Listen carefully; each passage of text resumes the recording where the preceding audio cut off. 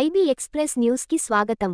సంగారెడ్డి మండలం ఫసల్వాది శివారులోని శ్రీ జ్యోతిర్వాస్తు విద్యాపీఠంలో ఈ నెల 25వ తేదీ ఆదివారం ఉదయం 10 గంటలకు 1671 మంది మహిళలచే శ్రీ పాపనాశ రథసప్తమి వ్రత మహోత్సవం నిర్వహిస్తున్నట్లు వ్యవస్థాపకులు బ్రహ్మశ్రీ డాక్టర్ శ్రీ మహేశ్వర శర్మ సిద్ధాంతి తెలిపారు. ఆశ్రమంలో శుక్రవారం మీడియాతో ఆయన మాట్లాడుతూ 2014 సంవత్సరం నుంచి మహిళల కోసం ప్రత్యేకంగా ప్రతి సంవత్సరం ఒక వ్రతాన్ని నిర్వహిస్తున్నట్లు చెప్పారు. పాపనాశ రథసప్తమి వ్రతంలో 174 గ్రామాల మహిళలు పాల్గొంటారని అన్నారు. ఈ వ్రత మహోత్సవంలో భక్తులు అధిక సంఖ్యలో పాల్గొని విజయవంతం చేయాలని కోరారు. వ్రతం కోసం ఆశ్రమంలో అన్ని ఏర్పాట్లు పూర్తి చేస్తున్నట్లు తెలిపారు. ఈ సమావేశంలో విద్యాపీఠం సభ్యులు తోపాజీ అనంతకృష్ణ, ప్రశాంత్, సంజయ్, విఠల్ దాస్, మురళి, శ్రీధర్, కృష్ణ, రామ్రెడ్డి, సాహితీ రాము తదితరులు పాల్గొన్నారు.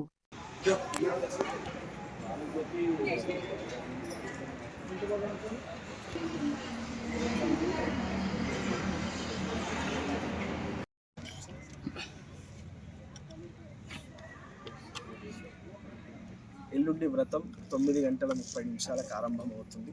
మీరందరూ తప్పకుండా రండి. ఇక్కడ వ్రతం 1671 మందికి ఉన్నారు.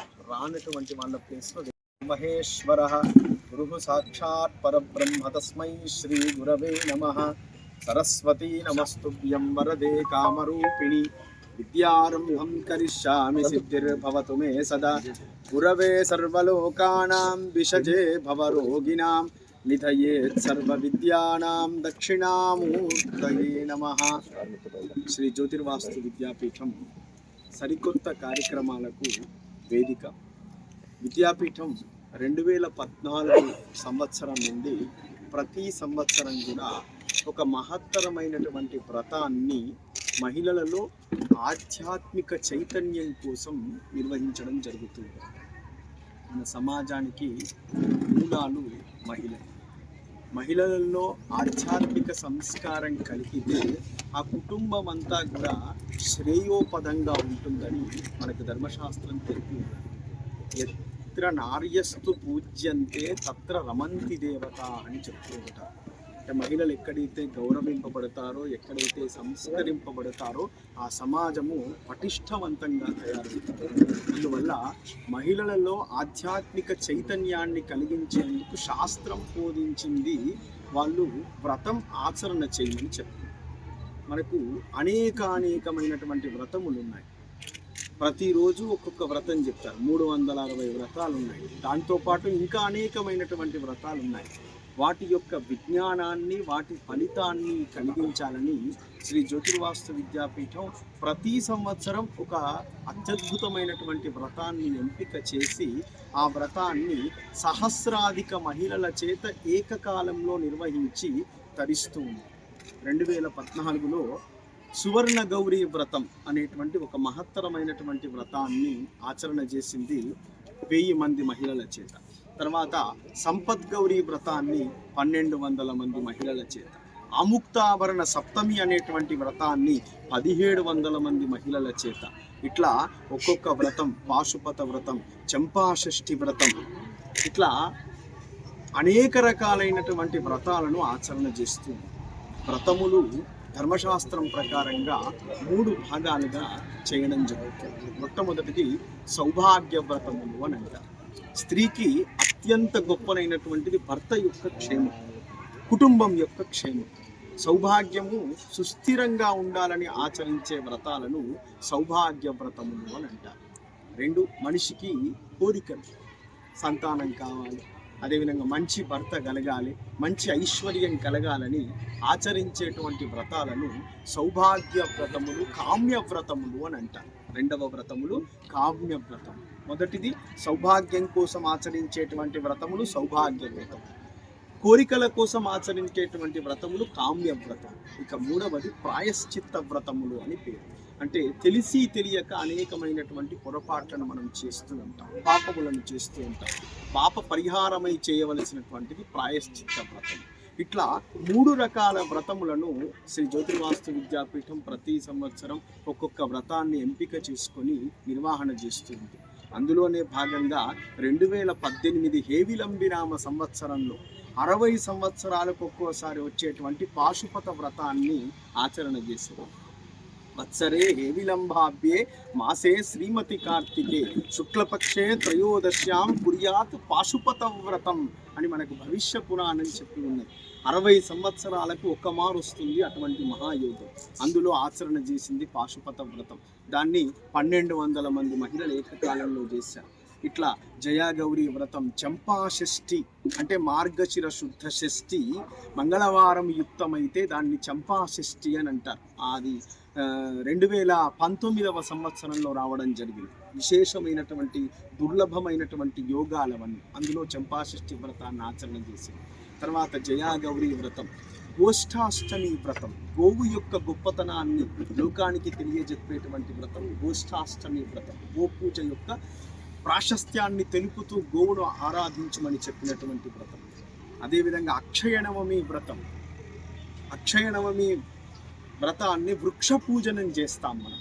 అశ్వత్థ వృక్షానికి అంటే వృక్షో రక్షితి రక్షిత, వృక్షాన్ని రక్షించుమని చెప్పేటువంటి వ్రతం. అట్లాంటి వ్రతములను పోయిన సంవత్సరం అనగాదత్త వ్రతం 2400 మంది మహిళల చేత ఏకకాలంలో ఆశ్రమంలో నిర్వహణ చేసింది జ్యోతిర్వాస్తు విద్యాపీఠం. ఇక ఈ సంవత్సరం ఈ మాఘశుద్ధ సప్తమిని రథసప్తమి అని అంటారు. సూర్యుణ్ణి ఆరాధించేటువంటి మాసం మాఘమాసం. ఈ రథసప్తమి ఆదివారం నాడు రావడం విశేషమైనటువంటి యోగం. రథసప్తమి ఏ రోజులన్నా రావచ్చు, వారంలో 7 రోజులలో ఏ రోజన్నా రావచ్చు. కానీ ఆదివారం నాడు రావచ్చేటువంటి దాన్ని పాపనాశిని అనేటువంటి యోగం అంటారు. మనం చేసినటువంటి పాపం అంతా కూడా ఆ రోజు ద్వాదశాదిత్యులను ఎవరైతే అర్చిస్తారో వాళ్ళు చేసినటువంటి పాపం, 7 జన్మ కృతం పాపం, ఆ 7 జన్మల్లో చేసినటువంటి పాపం అంతా కూడా పరిహరింపజేస్తుంది. ఇటువంటి మహత్తర యోగము 2014లో ఒక సంవత్సరంలో సంభవించింది. మళ్ళీ ఈ సంవత్సరంలో వచ్చాయి. మళ్ళీ మున్ముందుకు ఇంకో 20 సంవత్సరాల వరకు ఇటువంటి మహాయోగం లేదు. ఇటువంటి గొప్ప యోగంలో ఆచరించేటువంటి వ్రతము పాపనాశిని రథసప్తమి అనేటువంటి వ్రతం. ఆ రోజు పాపనాశిని భాను సప్తమి యుక్తమైనటువంటి మాఘశుద్ధ సప్తమిని పాపనాశిని సప్తమి అని అంటారు. ఆ పాపనాశిని రథసప్తమి యందు ఆచరించేటువంటి వ్రతాన్ని పాపనాశిని రథసప్తమి వ్రతము అని ధర్మశాస్త్రం మనకు ప్రబోధించి ఉంది. భవిష్య పురాణంలో దీనికి సంబంధించినటువంటి కథ చెప్పి ఉన్నారు. ఇటువంటి మహత్తరమైనటువంటి వ్రతాన్ని శ్రీ జ్యోతిర్వాస్తు విద్యాపీఠం ఈ సంవత్సరం సంకల్పం చేసి ఉన్నది. 1671 మంది మహిళలు ఈ వ్రతాన్ని ఆచరణ చేస్తూ ఉన్నారు ఏకకాలంలో. 819 మంది కింద కూర్చొని, 852 మంది చైర్లలో కూర్చొని ఈ వ్రతాన్ని ఆచరణ చేస్తూ ఉన్నారు.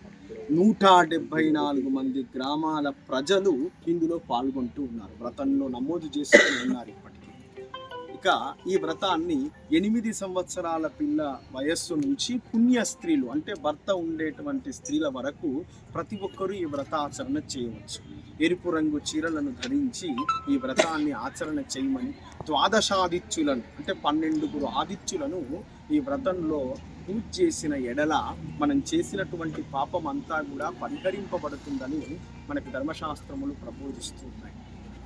విద్యాపీఠం ప్రతి సంవత్సరం కూడా అత్యంత వైభవోపేతంగా ఈ వ్రత మహోత్సవాన్ని నిర్వహణ చేస్తూ ఉంది. ఈ సంవత్సరం కూడా అనేక మంది మహిళలు ఇంకా వ్రతంలో నమోదు చేసుకోనటువంటి వాళ్ళు ఈ వ్రతం చూసినా ఆ ఫలితం కలుగుతుంది. కాబట్టి అశేష ప్రజానీకం తప్పక పురుషులు కానీ మహిళలు కానీ పిల్లలు కానీ ఇక్కడ ఇచ్చినటువంటి వ్రత ప్రసాదం తీసుకోవడము ద్వారా పరిపూర్ణమైనటువంటి ఆరోగ్యం కలుగుతుంది. మనకు ఆరోగ్యంతో పాటు సౌభాగ్యము సంపదలు ఇచ్చేటువంటి వ్రతము ఈ పాపనాశిని రథసమైనటువంటి ఏర్పాట్లను చేసి ఉన్నారు. విద్యాపీఠ కార్యవర్గ సభ్యులతో పాటు సభ్యులు గత 5 రోజుల నుంచి సేవా కార్యక్రమం కొనసాగిస్తూ ఉన్నారు. ఇక్కడ రేపు మధ్యాహ్నం వరకు అన్ని సేవా కార్యక్రమాలన్నీ కూడా పూర్తి కాబోతున్నాయి. ఏకకాలములో 1671 మంది మాతృమూర్తుల చేత ఈ మహత్తర వ్రతం జరుగుతూ ఉంది. ప్రతి ఒక్కరిని కూడా జ్యోతిర్వాస్తు విద్యాపీఠం ఆహ్వానం పలుకుతూ ఉంది. ఈ వ్రతంలో వ్రతం చేయనటువంటి వాళ్ళైనా సరే వ్రత ప్రసాదం తీసుకుంటే వ్రతం చేసినటువంటి ఫలితం కలుగుతుంది. కాబట్టి తప్పకుండా మీరందరూ కూడా విచ్చేసి వ్రతాన్ని చూసి వ్రత ప్రసాదం తీసుకొని జయప్రదం చేయవలసిందిగా ఆహ్వానిస్తూ జై గురుదత్త, జై జై గురుదత్త.